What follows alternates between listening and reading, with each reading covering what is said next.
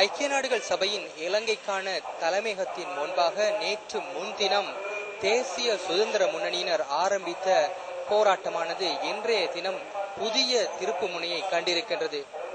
அதுதான் நேற்றைய தினத்திற்கு உள்ளாக ஐக்கிய நாடுகள் சபையின் பொதுச் செயலாளர் நாயகம் பான் கி மூன் அமைத்த ஆலோசனை குழு கலைக்கப்படாவிடின் இன்றைய தினத்தில் இருந்து சாகும் வரையிலான உண்ணாவிரதத்தை ஆரம்பிக்கப் போவதாக தேசிய சுதந்திர முன்னணி அறிவித்திருந்தது.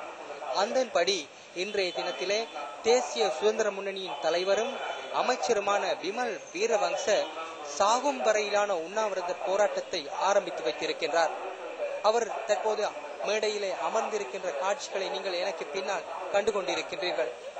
இன்று காலை என்ன இடம்பெற்றது என்று சொன்னால், இன்றைய காலையிலே நேற்று முன்தினம் ஆரம்பித்த தொடர் சத்தியாகிரக போராட்டமானது நிறுத்தி கொள்ளப்பட்டது. தொடர் சத்தியாகிரக போராட்டத்தில் ஈடுபட்ட தேசிய சுதந்திர முன்னணியைச் சேர்ந்த 3 பேரும் நீரை அருந்தி தமது தொடர் சத்தியாகிரகத்தை நிறுத்தி வைத்தார்கள்.